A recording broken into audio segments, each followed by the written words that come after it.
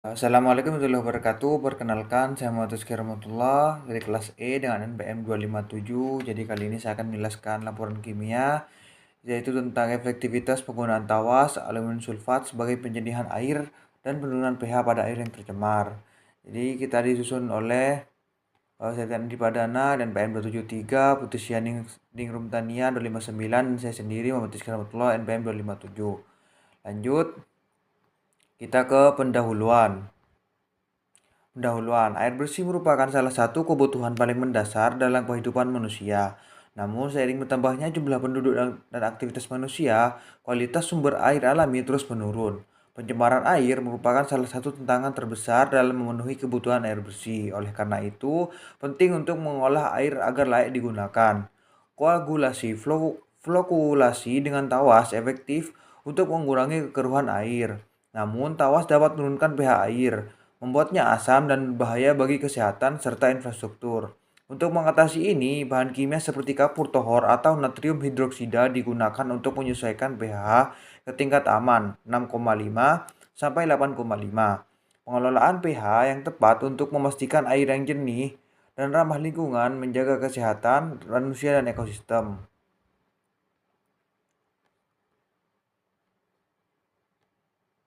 Bagaimana efektivitas tawas dalam proses penyedihan air yang tercemar? Bagaimana pengaruh penggunaan tawas dalam penurunan pH air? Apakah ada perbedaan tingkat kejernihan air setelah diperlakukan dengan tawas pada berbagai konsentrasi? Berapa dosis tawas yang optimal untuk menghasilkan air bersih tanpa menurunkan pH air secara drastis? Apakah ada dampak negatif terhadap kualitas air setelah penggunaan tawas dalam proses penyedihan dan penggunaan pH air? Tujuan penelitian. Tujuan satu yaitu menjernihkan air yang kotor hingga aman untuk digunakan dengan sehari-hari. Tujuan dua, mengatur keseimbangan pH air yang terlalu basah agar air lebih sesuai dengan standar kualitas air yang aman dikonsumsi atau digunakan dalam sehari-hari.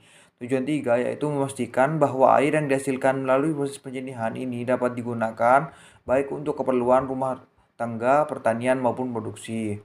Manfaat penelitian yaitu menghilangkan partikel kotoran, lumpur, dan bahan organik, serta meningkatkan kejernihan dan kualitas air. Dua, yaitu tawas dapat membantu menurunkan pH air yang terlalu basah, sehingga air menjadi lebih aman untuk digunakan. Proses penyedihan air menggunakan tawas lebih efisien dan menyingkat waktu yang digunakan dibandingkan dengan peralatan yang rumit. Memiliki harga yang relatif murah sehingga dapat digunakan sebagai solusi yang ekonomis untuk penyediaan air. Dapat digunakan dalam situasi darurat atau daerah yang mengalami kekurangan air bersih. Penggunaan tawas bisa menjadi alternatif untuk mendapatkan air layak konsumsi dengan cepat.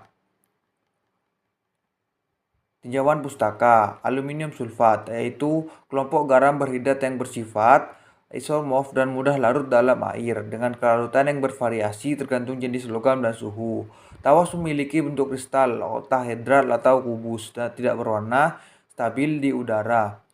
Alum kalium yang dikenal sebagai tawas memiliki rumus K2SO4, Al2SO4, 3 24H2O dan merupakan jenis alum yang paling penting. Larutannya bersifat asam dan sangat larut dalam air panas. Pemanasan kristal alum kalium menyebabkan dehidrasi sehingga sebagian garam yang terlalu dalam air.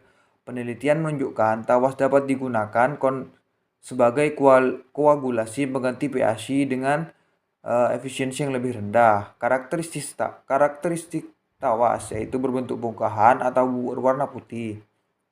Dua, yaitu kelarutan dalam air sekitar 700 gram per liter. Konsentrasi larutan yang umum yaitu 50-100 gram per liter, 5-10%, tidak mudah terbakar. 5. Larut dalam air, bereaksi dengan asam kuat dan bersifat korosif. Larutannya berbahaya bagi paru-paru, mata, dan kulit. Bila debunya terisap, maka akan menimbulkan rasa nyeri pada alat pernapasan. Lanjut, karakteristik tawas yaitu memiliki beberapa karakteristik penting, yaitu satu, koagulan. Tawas efektif mengikat partikel tersuspensi dalam air, mengurangi muatan listriknya, dan membentuk vlog yang besar untuk pengendapan. Tingkat kelarutan. Tawas mudah larut dalam air dingin dan panas, mempengaruhi kemampuannya dalam proses penyernihan.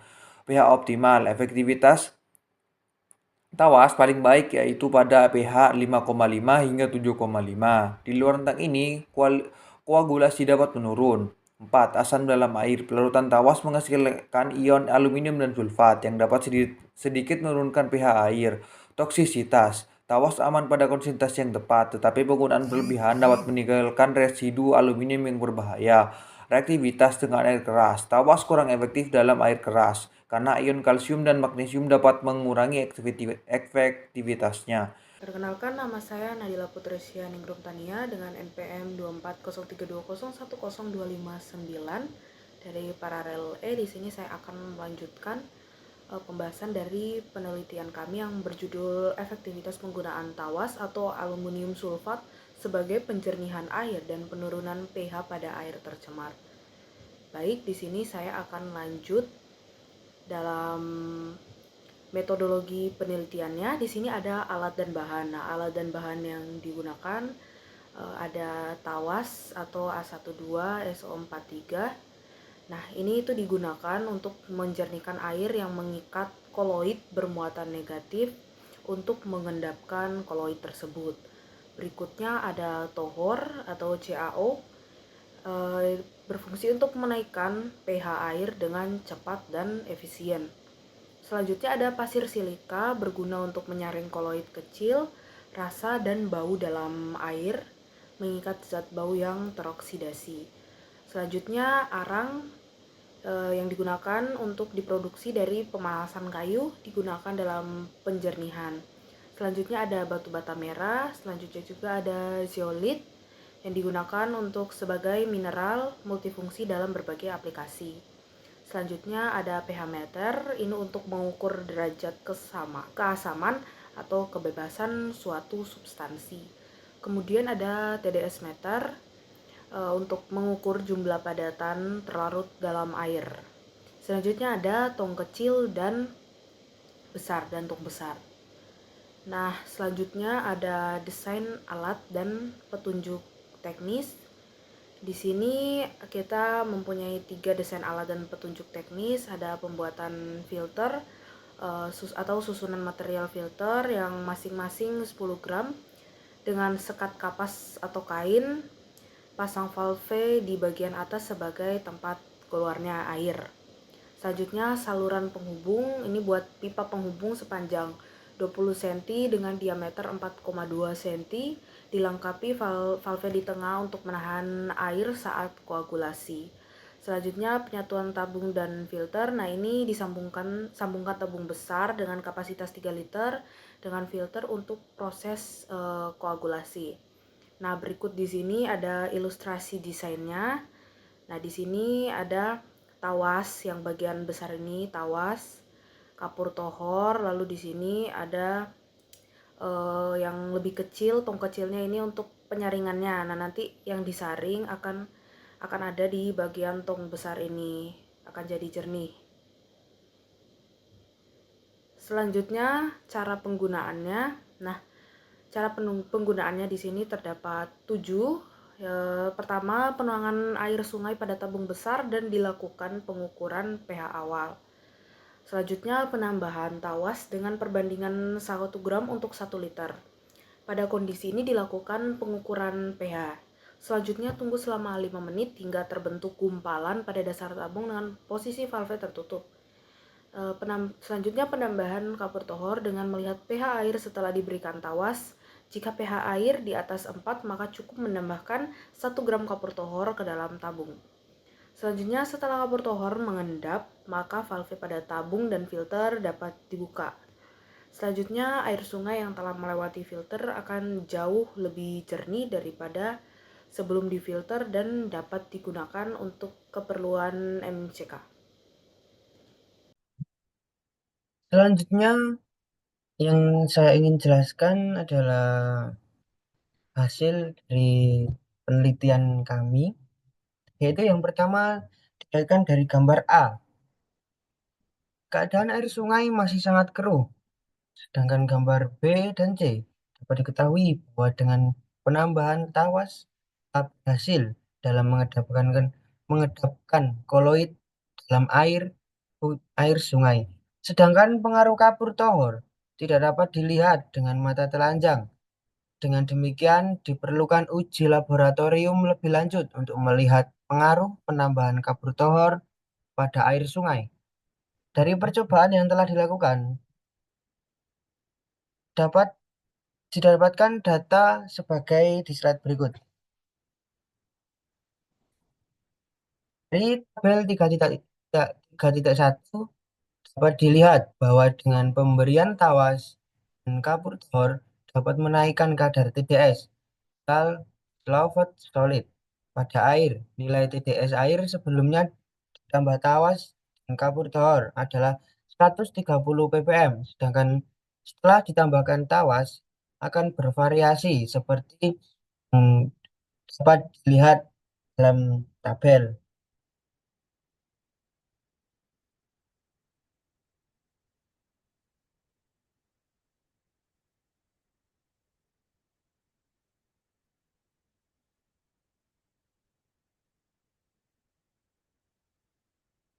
Dapat kita lihat saat 1 liter air keruh dengan pH 7 ditambah dengan 1 gram tawas, 1 gram kapur tohor dengan TDS awal adalah 130.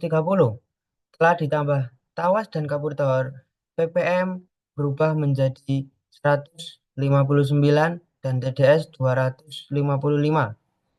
Hasil dari pH air jernih dengan pH 7 sama seperti pH awal.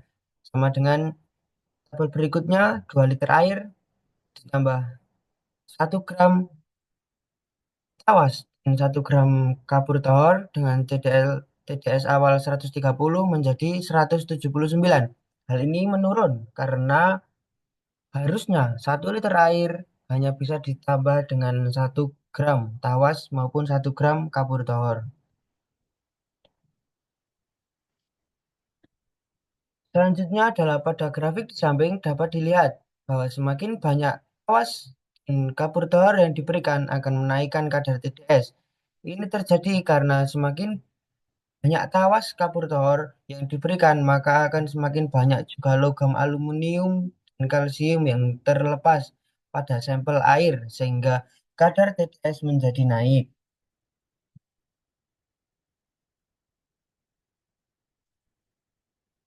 Jika melewati filter, dapat dilihat bahwa terjadi penurunan kadar TDS. Penurunan kadar TDS menunjukkan bahwa terjadi adopsi dan penakaran ion pada material penyaringan sebagai kadar TDS. Air menjadi berkurang. Pada penelitian yang telah dilakukan, untuk kadar TDS 0 sampai 300 masuk dalam golongan sangat baik, 300 sampai 600 masuk dalam kategori baik, 600 hingga 900 adalah buruk, dan 900 sampai 1200 tidak dapat diminum. Namun, air yang memiliki TDS sangat rendah memungkinkan tidak banyak orang suka karena rasanya sangat hambar. Kesimpulannya adalah dari penelitian yang telah dilakukan, kami memperoleh kesimpulan bahwa berhasil dibuat alat untuk menjernihkan air sungai dengan pH netral, aman untuk mandi dan mencuci. Air yang dijernihkan dan difilter memiliki kandungan TDS yang dapat diminum, namun perlu diuji laboratorium terlebih dahulu untuk memastikan tidak ada bakteri yang berbahaya. Penambahan tawas efektif mengendapkan koloid, sementara pengaruh kapretor tidak terlihat secara visual, sehingga uji laboratorium sangat diperlukan. Pada gambar 5 juga menunjukkan bahwa penambahan tawas dan kapur tohor meningkatkan kadar TDS karena logam aluminium dan kalsium terlepas. Namun, kadar TDS menurut setelah melewati filter menunjukkan adsorpsi dan pertukaran ion. Kadar TDS seperti yang sudah saya jelaskan tadi, keseluruhan air aman untuk mandi, mencuci tetapi tetap perlu uji lab untuk memastikan keamanan minum. Berikut adalah saran dari kami. Selesai. Terima kasih. Jika ada pertanyaan bisa ditanyakan di komentar.